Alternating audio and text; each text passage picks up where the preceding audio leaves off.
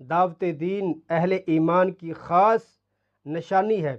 جس قدر ایمان بلند ہوگا اسی قدر مسلمان دوسروں کی رشد و ہدایت اور دوسروں کو دعوت دینے کے لیے محنت، کوشش، جستجو کرے گا، کیونکہ اس کا ایمان اسے مجبور کرے گا کہ وہ اپنی آخرت کی بھلائی کی فکر کے ساتھ ساتھ دوسرے لوگوں کو بھی حقیقی کامیابی کے لیے دعوت دین دے، ان کا رب سے تعلق مضبوط کرے، ان کا آخرت سے تعلق مضبوط کرے۔